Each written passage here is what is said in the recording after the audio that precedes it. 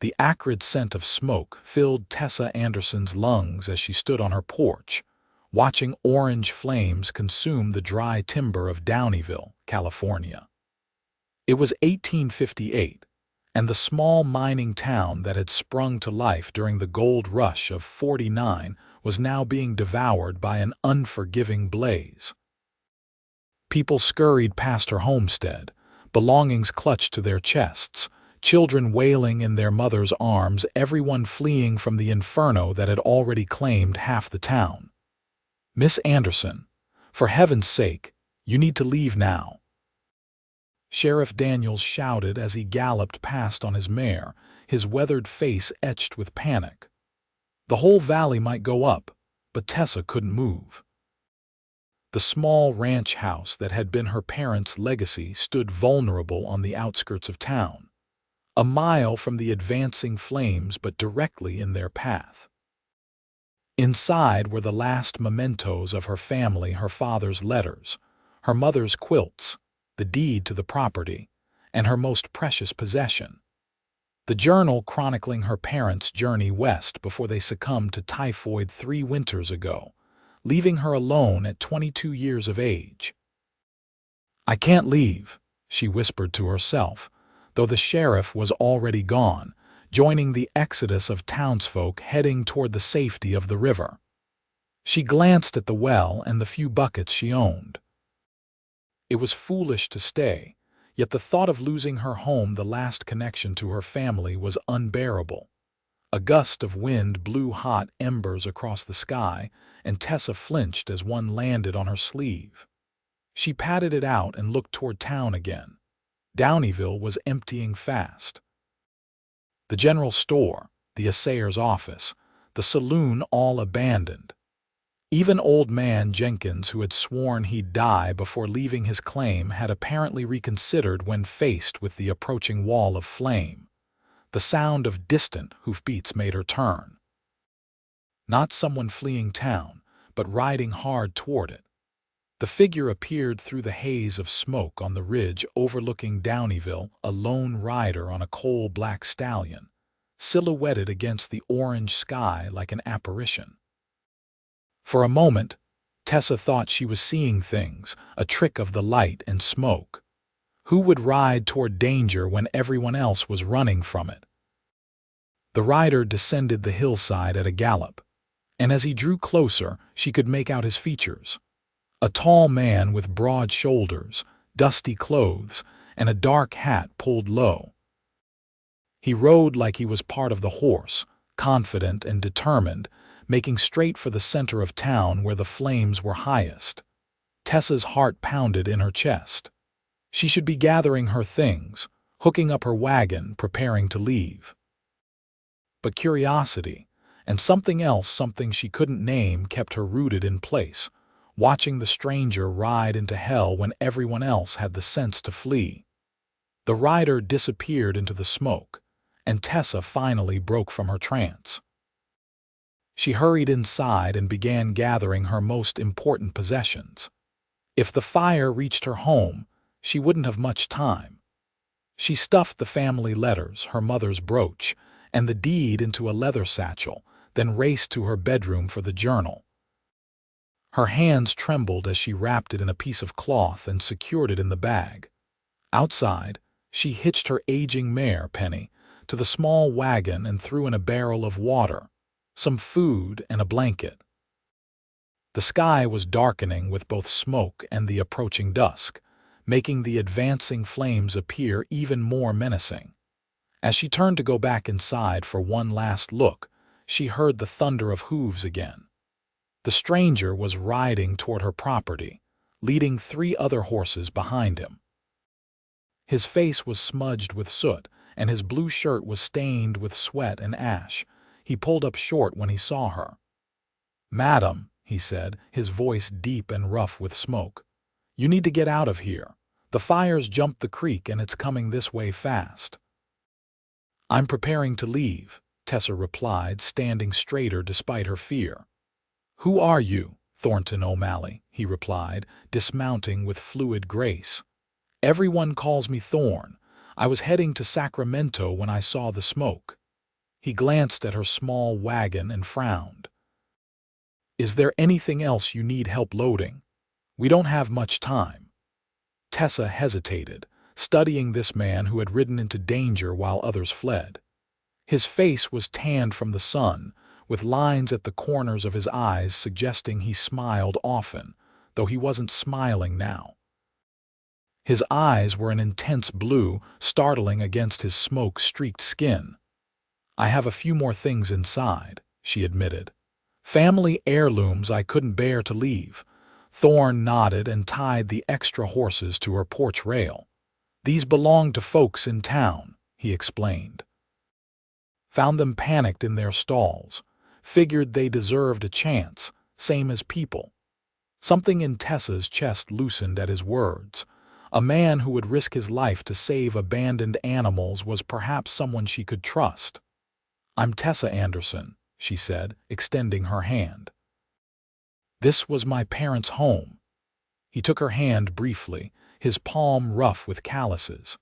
"Let's get what matters and go, Miss Anderson. That fire's not waiting on formalities." Together they hurried inside.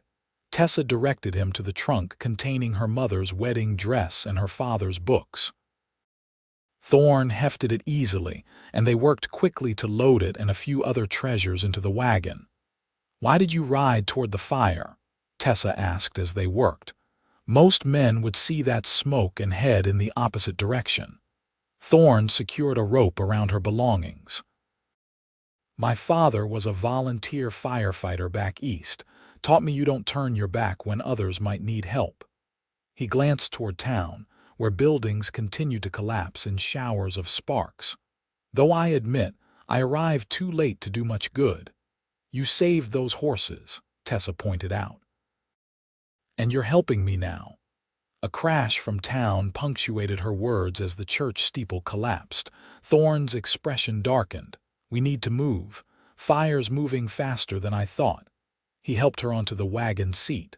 "Follow me. I know a route to the river where we'll be safe for the night." "What about my house?" Tessa asked, looking back at the small ranch home that held so many memories. Thorne's eyes held sympathy but no false comfort. "I can't promise it'll survive, Miss Anderson, but things can be rebuilt.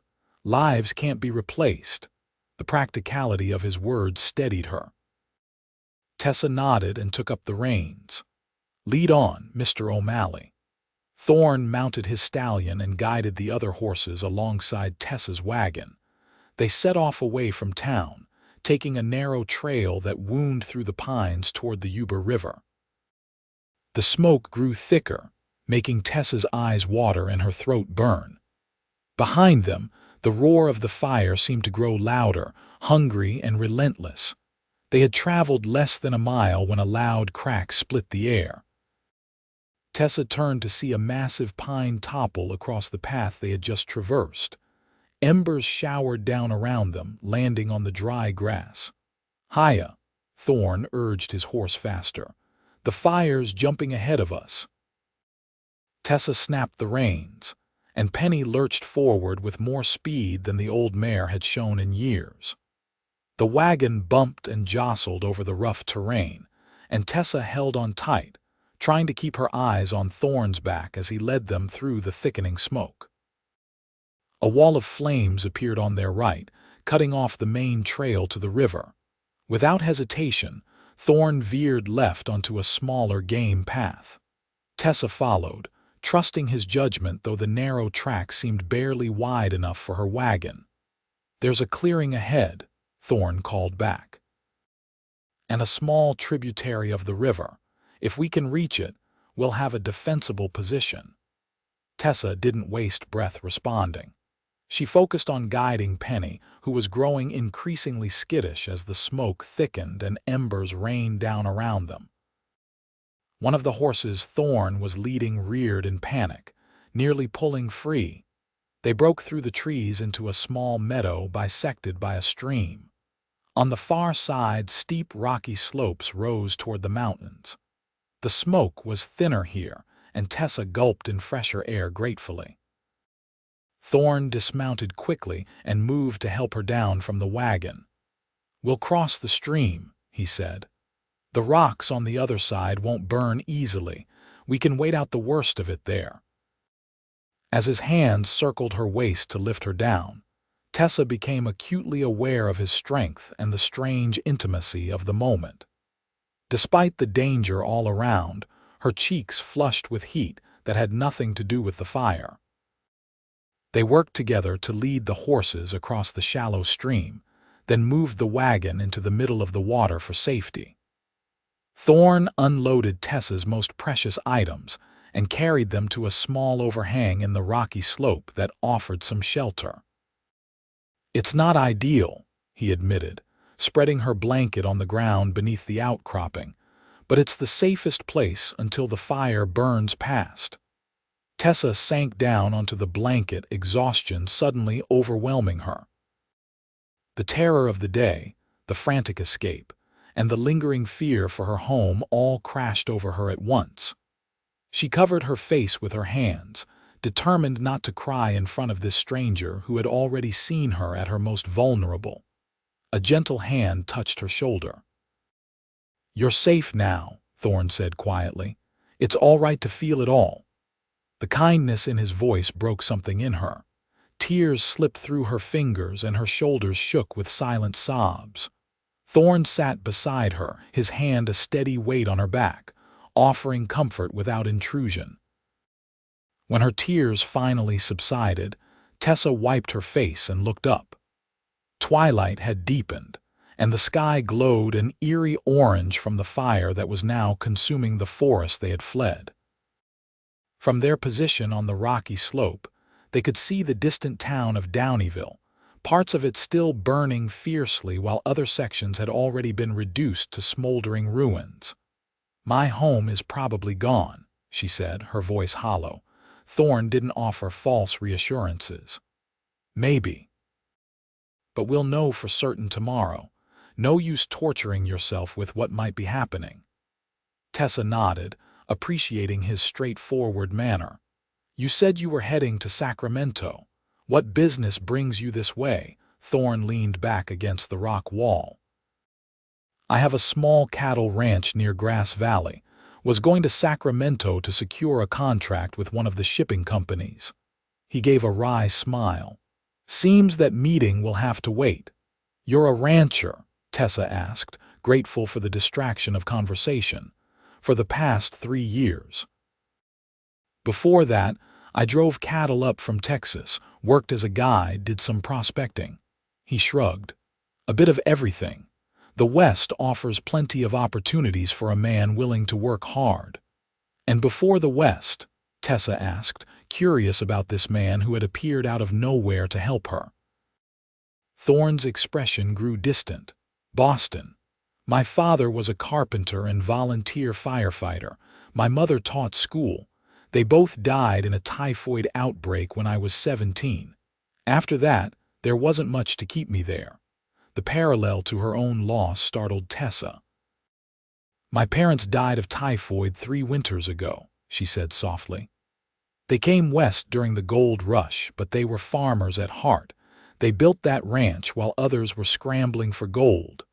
Thorn's eyes met hers, a flash of understanding passing between them. "Seems we have something in common, Miss Anderson." "Tessa, please," she said. "I think saving someone from a wildfire earns you the right to use their given name." He smiled then, transforming his sooty face. "Tessa it is, and I'm Thorn to my friends." They fell into companionable silence as darkness deepened around them. The fire continued its inexorable advance, but their position by the stream and rocks kept them safe from the worst of it. Thorn shared his provisions, jerky, hardtack, and coffee brewed over a small, carefully monitored fire of their own. As they ate, Tessa found herself studying him covertly.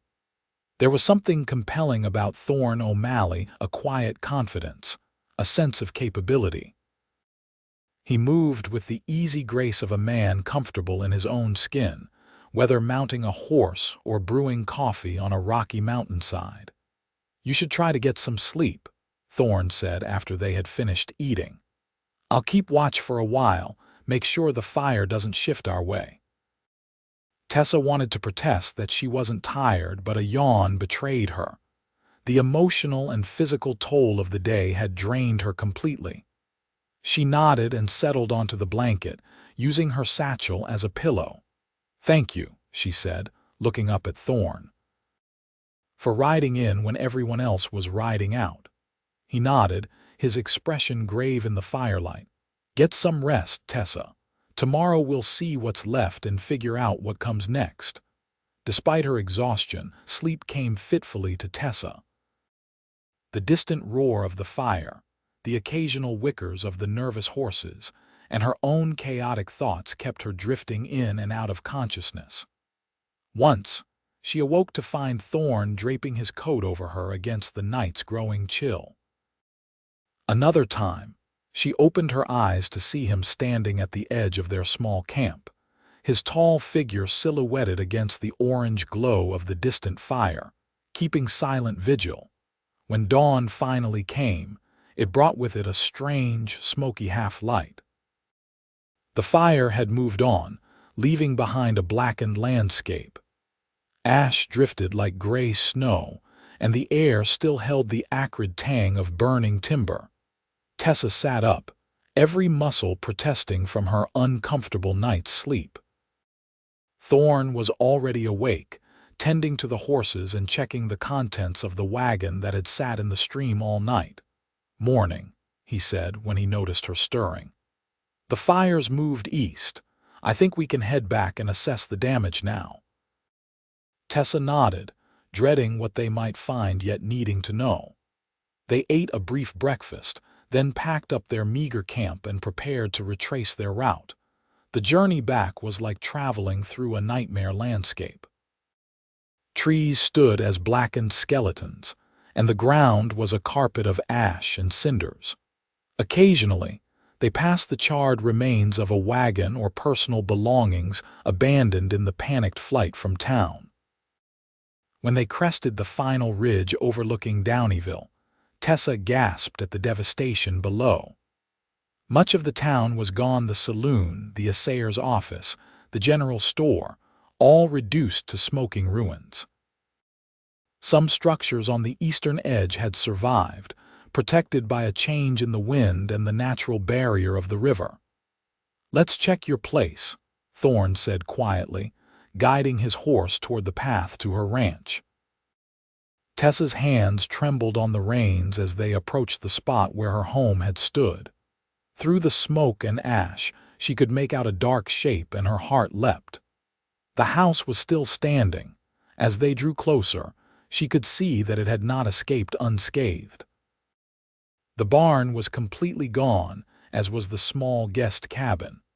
One side of the main house was scorched black, and the roof had partially collapsed. But the structure itself remained, a miracle amid the destruction. Thorn helped her down from the wagon, and Tessa approached her home slowly, almost afraid that it would disappear if she moved too quickly. The porch steps creaked under her weight, coated with a thick layer of ash. The front door hung askew on its hinges. Inside, the smell of smoke was overwhelming. Water damage stained the walls and floors, evidence that someone had fought to save the house when the fire approached. "Someone tried to protect it," Tessa said, running her hand along a soaked curtain. Thorn examined the water patterns thoughtfully. "Might have been the wind shift that saved it more than human intervention. But you're lucky. With some work, this can be repaired." Tessa moved through the rooms, cataloging the damage. The kitchen and her bedroom had suffered the most, with part of the roof open to the sky. But her parents' room was largely intact, as was the small parlor with her father's books still lining the shelves, though now permeated with the smell of smoke. "It could be so much worse," she murmured, touching the spines of the books her father had cherished. "It's still a big job to make it livable again," Thorn said from the doorway. "The roof needs immediate attention before the next rain."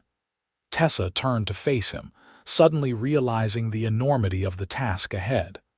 "I don't even know where to begin. One step at a time," Thorne said practically. First, we should check on the town, see who's returned and what supplies might be available. Then we can make a plan. His use of we didn't escape her notice, but Tessa didn't comment on it.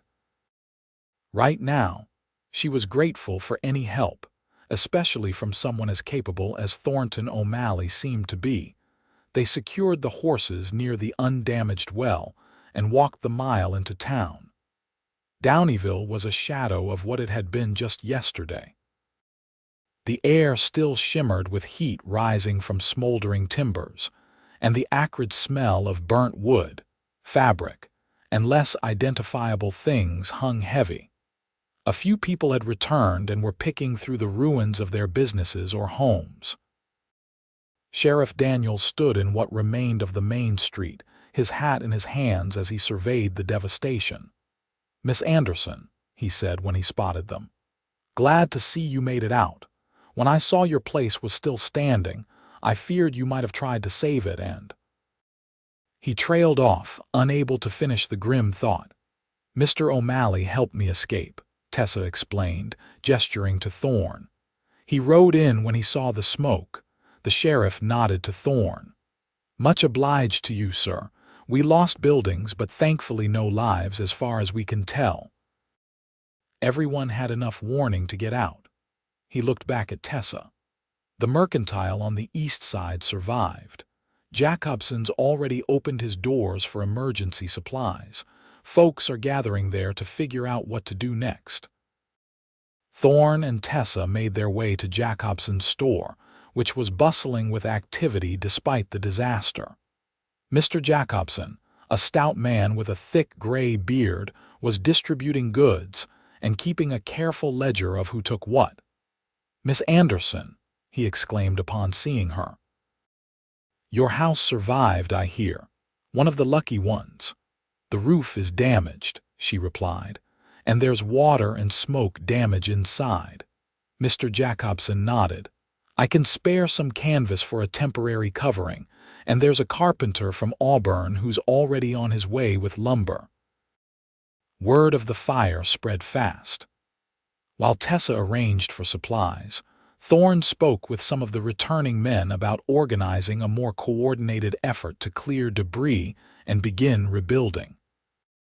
His natural leadership became evident as he suggested work parties and priorities, drawing on his experience with frontier living. By midday, they had secured canvas, basic tools, and some food supplies. A group of 4 men, grateful for the horses Thorne had saved, volunteered to help repair Tessa's roof in exchange for the temporary use of her land for their own livestock. As they headed back to the ranch, Tessa glanced at Thorne, who walked beside her leading his horse. "You don't have to stay," she said softly. "You mentioned business in Sacramento. I'm sure your ranch needs attention too." Thorne adjusted his hat against the midday sun. "My foreman can handle things a few more days, and Sacramento will still be there next week." He met her gaze. "Unless you're trying to get rid of me, Miss Anderson." "No," Tessa said quickly. "I'm grateful for your help, more than I can say. I just don't want to impose on your kindness." "It's no imposition. Besides," he added with a small smile, "I'd like to see that roof properly repaired before I go." Call it professional pride. For the next 3 days, Thorne became the center of activity at Tessa's ranch. He coordinated the volunteers who came to help, showing surprising knowledge of construction as they removed damaged sections of the roof and replaced them with new timbers hauled in from Auburn. Tessa worked alongside them, refusing to be relegated to merely cooking meals, though she did that too, feeding the hungry men who labored from dawn till dusk. In the evenings, when the others returned to town or to their own properties, Thorne remained, camping on her porch rather than imposing by sleeping inside. These quiet hours became precious to Tessa. They would sit together after dinner, sometimes talking, sometimes in comfortable silence, watching the stars emerge in the smoke-hazed sky. She learned that Thorn had indeed done a bit of everything in his years out west. He had a gift for storytelling, sharing tales of cattle drives through Texas, encounters with Comanche warriors, prospecting in Colorado, and finally settling on his ranch near Grass Valley, where he was slowly building a respectable herd of cattle. In turn, Tessa shared stories of her childhood in Illinois, her parents' decision to seek their fortune in the gold rush, and how they had chosen to farm the land instead when they realized the gold fever was more dream than reality for most. They were wise people, Thorn commented on the third evening as they sat on her newly repaired porch. Saw beyond the glitter to what would last. They would have liked you, Tessa said without thinking, then blushed at her own forwardness. Thorn smiled, the firelight from the small pit they had dug in the yard dancing across his features. 3 days of hard work had left him with a perpetual layer of sawdust in his dark hair, but somehow it suited him. I'd have liked to meet them. They raised a remarkable daughter. The compliment warmed Tessa more than the fire. She had grown accustomed to his presence so quickly. It was hard to remember that less than a week ago she had never laid eyes on Thornton O'Malley. On the morning of the 4th day, with the roof repaired and the worst of the smoke damage cleared from the house, Thorn announced that he would be leaving the following day. "The house is secure now," he said as they walked the perimeter of her property, assessing what else needed attention. "And I should see to my own ranch." Tessa nodded, trying to ignore the hollow feeling in her chest at the thought of his departure. "Of course, you've done more than enough. I can't thank you properly. No need for thanks. Anyone would have done the same." "No," Tessa said firmly, stopping to face him. "Not anyone would have ridden toward a burning town. Not anyone would have stayed days to help a stranger rebuild. You're unusual, Mr. O'Malley," he laughed, a rich sound that she had come to treasure. "Been called worse, I suppose." His expression grew more serious. "Will you be all right here? The town's rebuilding quickly, but it's still isolated." "I've been alone for 3 years," Tessa reminded him. "I know how to manage." Thorn studied her face for a long moment. "Yes, I believe you do. Still, I'd rest easier knowing you had help with the remaining repairs. Mr. Jacobson's nephew is arriving next week.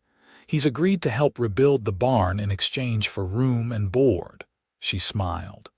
"You've done the hardest part, already given me back my home." That evening they sat together on the porch for the last time, the air between them charged with things unsaid. Tessa found herself memorizing the lines of his profile, the way his hands moved when he talked, the timbre of his voice, all details she feared she might forget once he was gone. "You know," Thorn said suddenly, breaking a comfortable silence, "Grass Valley isn't so very far from Downieville." Tessa's heart quickened. "No, I suppose it isn't. A man could ride it in a day if he had reason to." He turned to face her, his blue eyes serious in the gathering dusk. "Would there be reason, Tessa, if I came back?" The directness of his question took her breath away. They had known each other less than a week, yet it felt like so much longer. In crisis, people revealed their true nature, and Thorn had shown himself to be honorable, hardworking, and kind. What might develop between them given time and opportunity? "Yes," she said finally. "There would be reason." The smile that broke across his face was worth any risk of appearing too forward. He reached out and took her hand, his calloused palm warm against hers. "Then I'll return, once I've seen to my business in Sacramento and checked on my ranch."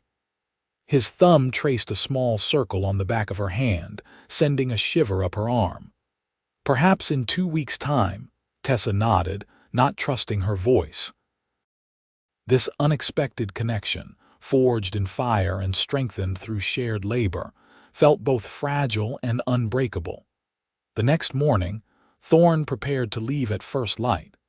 He had repacked his saddlebags, checking and rechecking his supplies with the thoroughness of an experienced traveler. Tessa handed him a small package wrapped in brown paper. "Some provisions for the journey," she explained, "and a token to remember your promise to return." Thorn unwrapped the package to find food for the trail and a small carved wooden horse. "My father made it," Tessa explained. "It was the last thing he carved before he fell ill." Thorn closed his hand around the figurine. "I'll treasure it," he said solemnly. "And I will return, Tessa. You have my word." He mounted his black stallion with the fluid grace she had come to associate with him.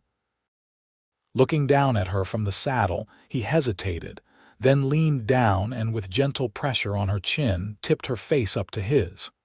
The kiss was brief but tender, a promise more binding than words. "2 weeks," he murmured against her lips before straightening. Tessa stepped back, her cheeks flushed but her eyes steady on his.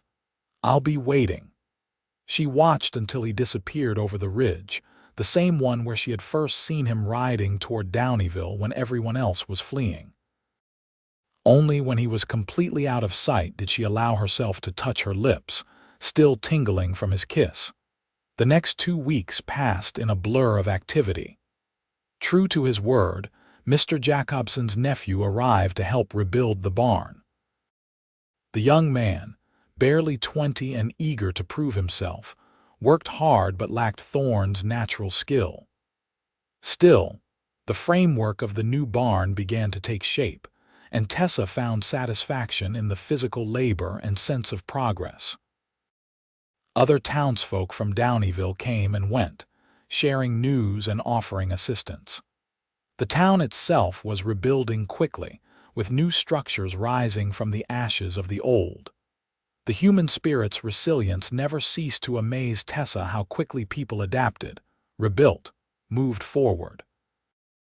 Yet beneath her busy days ran a current of anticipation. Each morning, she found herself looking toward the ridge where Thorn would appear if he kept his promise. Each evening, she sat on the porch, imagining conversations they might have when he returned. It was foolish, perhaps, to invest such hope in a man she had known so briefly. But something about Thornton O'Malley had reached inside her and awakened feelings she had thought dormant since her parents' death. For 3 years, she had existed rather than lived, going through the motions of survival. Now she found herself planning, dreaming, hoping again. 2 weeks to the day after his departure, Tessa was in the newly replanted garden, coaxing tender seedlings into the ash-enriched soil, when she heard the distinctive sound of hoofbeats approaching. She straightened, shading her eyes against the late afternoon sun. A rider appeared on the ridge, and even at a distance, she recognized Thorn's straight-backed posture and the powerful stride of his black stallion. But he wasn't alone. Behind him came a wagon loaded with supplies, driven by another man. Tessa wiped her hands on her apron and walked to the front of the house, her heart pounding with an equal measure of excitement and uncertainty. What did it mean that Thorn had brought someone with him? As they drew closer, Thorn raised his hand in greeting, a wide smile visible beneath his trail-dusty hat. He dismounted in one fluid movement and approached her, removing his hat as he came. "Miss Anderson," he said formally, though his eyes sparkled with a warmth that belied the formality. "I've returned as promised."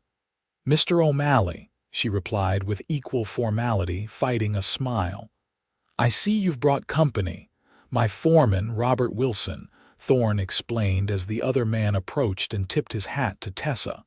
"And supplies for rebuilding. If you're still amenable to assistance, that is." Robert Wilson was a weathered man in his 50s with kind eyes and a no-nonsense manner.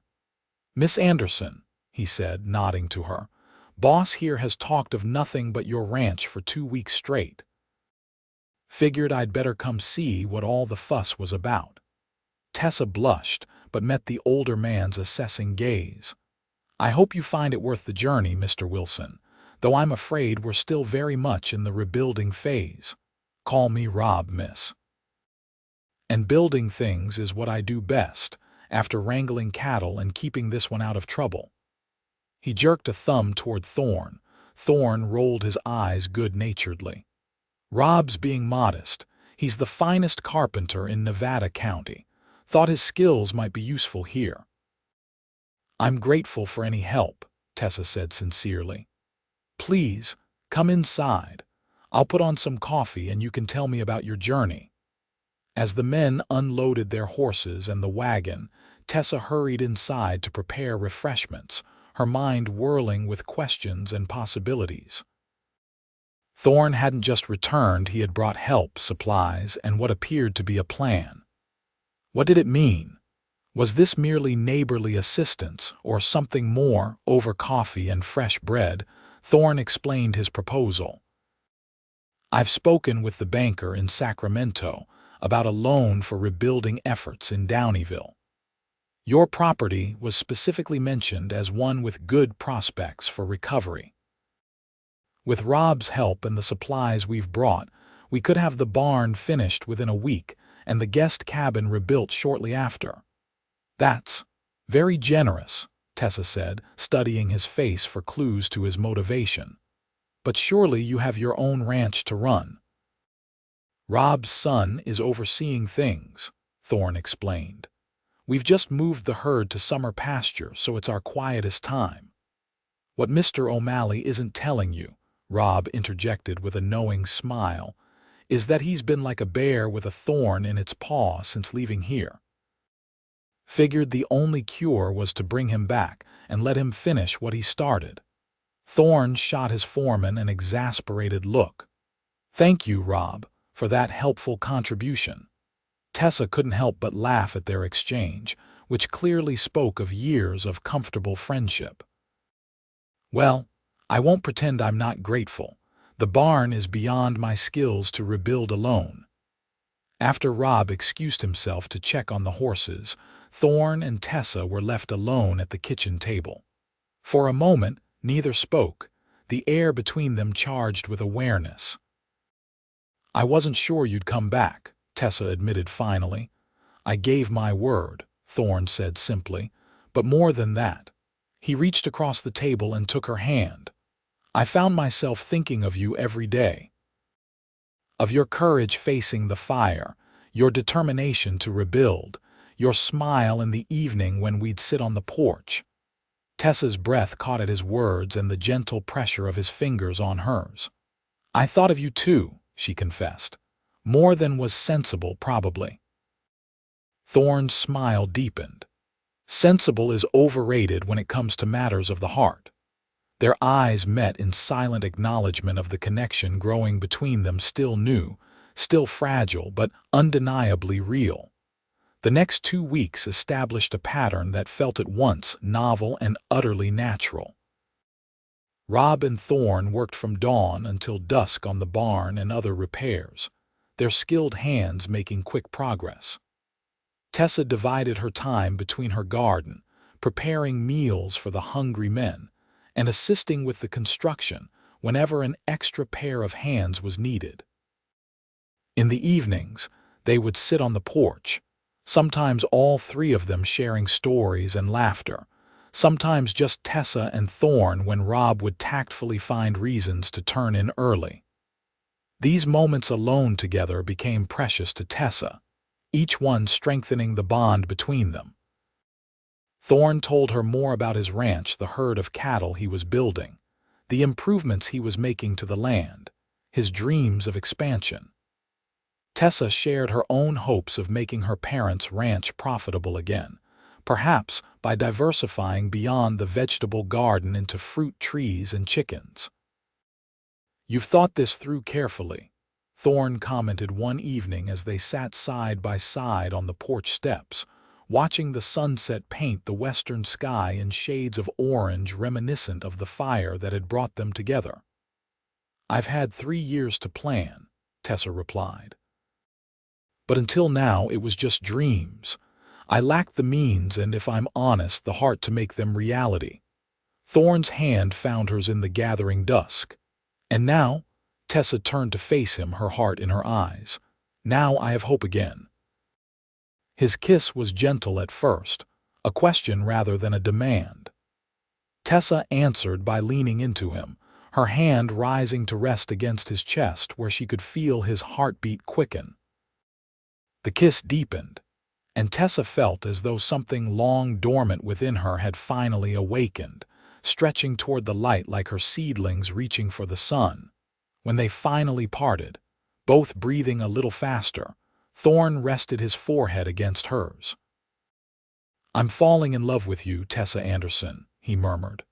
"I know it's fast, and if you need time—" "I don't need time," Tessa interrupted, surprised by her own certainty. "I think I started falling for you when you rode toward the fire instead of away from it. Everything since has only confirmed what I felt then." The barn was completed by the end of the second week, and the guest cabin's foundation was laid. Rob announced his intention to return to Thorn's ranch, giving them both a knowing look that made Tessa blush to the roots of her hair. "I'll leave you young folks to sort things out," he said as he prepared to depart. "But boss, don't you dare return to the ranch until you've settled matters properly. I'm too old to listen to your pining for another month." After Rob left, a new sweetness entered Tessa and Thorn's relationship. Without the older man's presence, they were freer in showing their growing affection. Their evenings on the porch now regularly ended with kisses that left them both breathless, and their days were filled with the shared labor of rebuilding not just Tessa's property, but a future together. A month after Thorn's return to Downieville, they sat together on the newly rebuilt porch of the guest cabin, admiring their handiwork. The main house had been fully repaired, the barn completed, and the small cabin restored to better than its original condition.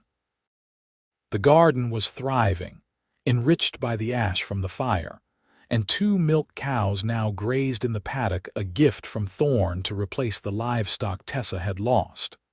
"It's remarkable what we've accomplished," Tessa said, leaning against Thorn's shoulder as they watched the sun set behind the mountains. "Together," Thorn emphasized, his arm around her waist. "It's what we've accomplished together." Tessa nodded, warmth spreading through her at the word together. It had been so long since she had been part of a we instead of just I. Thorn shifted slightly, turning to face her with an expression that was both serious and tender. "Tessa, there's something I need to ask you." Her heart skipped a beat at his tone. "Yes," he took her hands in his.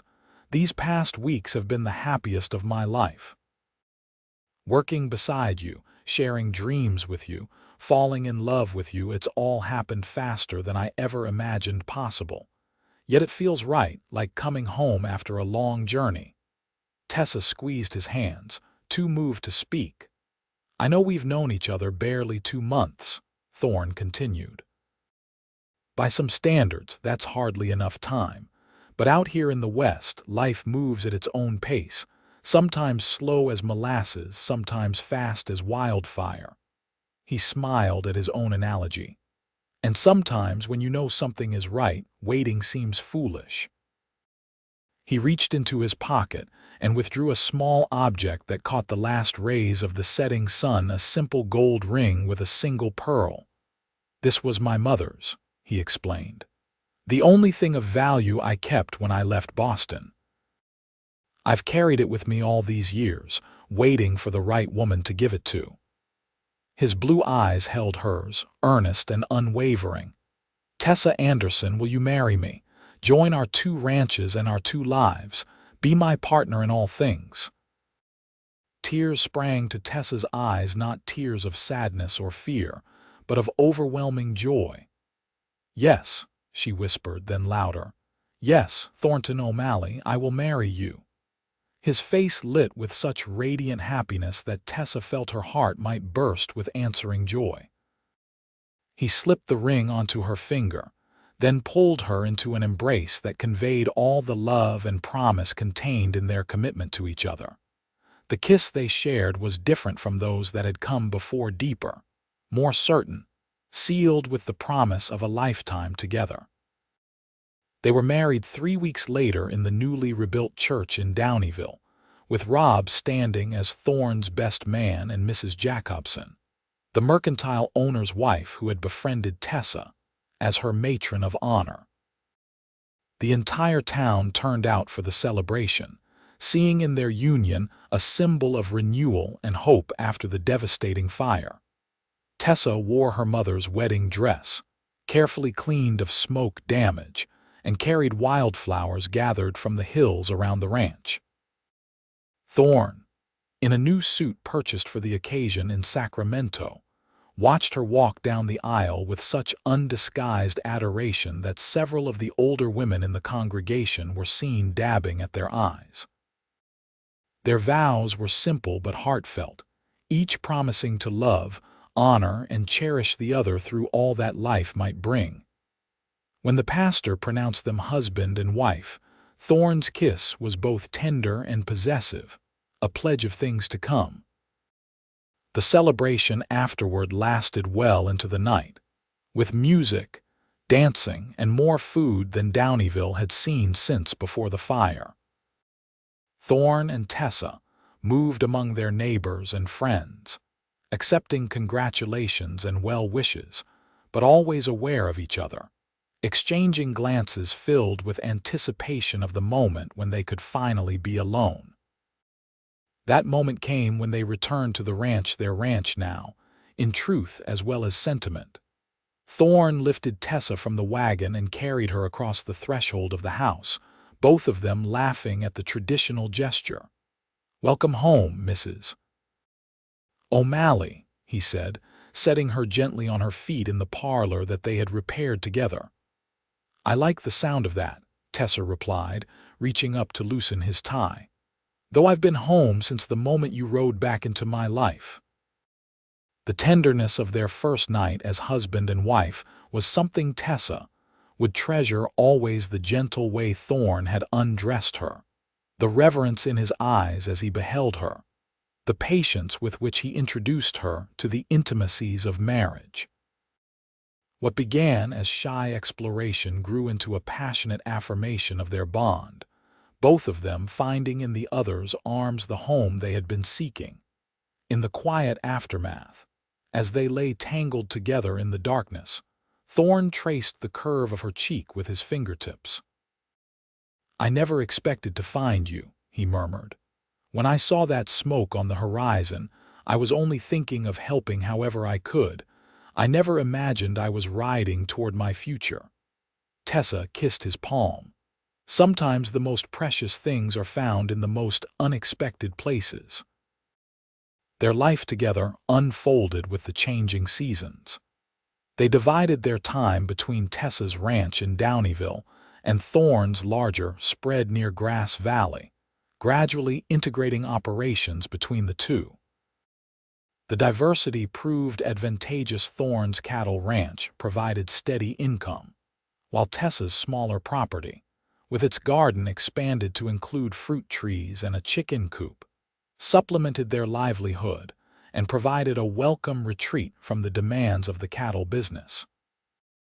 Rob became like family to them both, his gruff exterior hiding a sentimental heart that delighted in their happiness. He took particular pride in the improvements they continued to make to both properties, adding his skilled touch to each new project. A year after their wedding, as summer turned to autumn and the hills around Downieville blazed with color more welcome than fire, Tessa shared news that brought tears of joy to Thorne's eyes.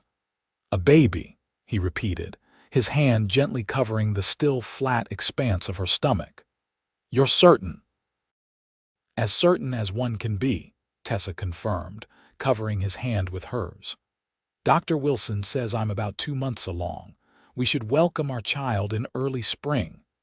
Thorne gathered her close, his face buried in her hair to hide the emotion that overwhelmed him. "I never thought I could be this happy," he confessed.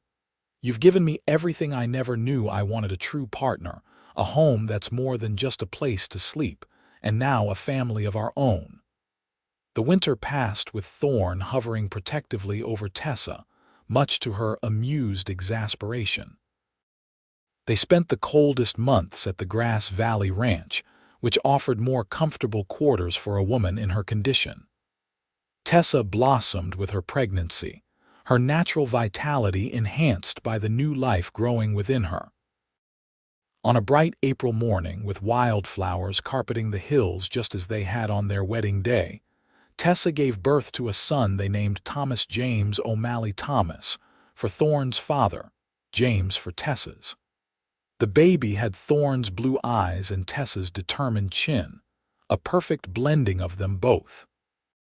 "He's magnificent," Thorn whispered, cradling his son with hands that could break a wild horse but now trembled with the delicacy of their task. Just like his mother, parenthood brought new dimensions to their love.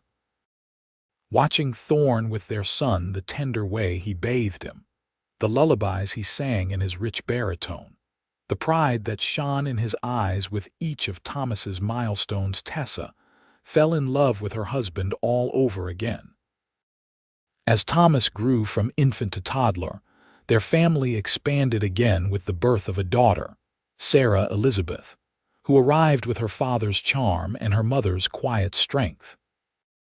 The four of them created a life rich in love and purpose, moving between their two properties as the seasons and the demands of ranching dictated. 5 years after the fire that had brought them together, Tessa and Thorn stood on the porch of the Downieville ranch, watching their children play in the yard where ash had once fallen like snow. Thomas, now 4, was showing his 2-year-old sister how to pet the gentle old mare that had been retired from work. Their laughter carried on the summer breeze, a sound more precious than gold to their parents. "Sometimes I think about what might have happened if you hadn't seen the smoke that day," Tessa said, leaning against her husband's solid strength. "If you had kept riding toward Sacramento instead of turning toward Downieville." Thorn's arm tightened around her waist. "I don't believe we would have missed finding each other," he said with certainty. "Some things are meant to be, regardless of the path, but I'm grateful every day that I chose to ride toward that smoke." "As am I," Tessa replied, turning in his arms to face him. 5 years of marriage had only deepened her love for this man who had appeared like a vision through the smoke and flames.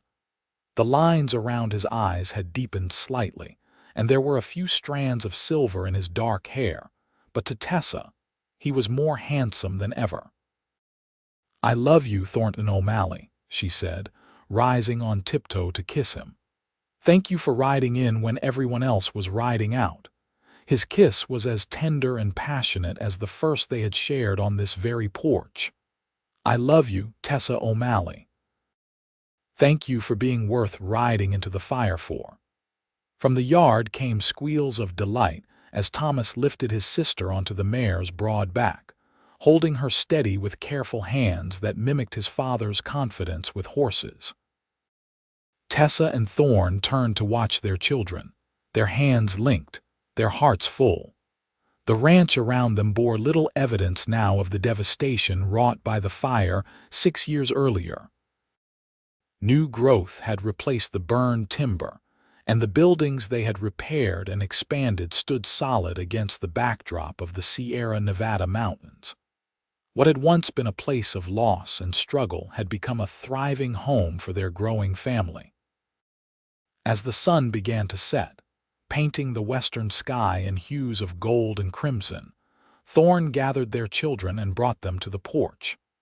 Together, the family of 4 watched the day end and the first stars appear, each secure in the knowledge that they were exactly where they were meant to be. In the years that followed, the O'Malley ranches flourished, as did their family.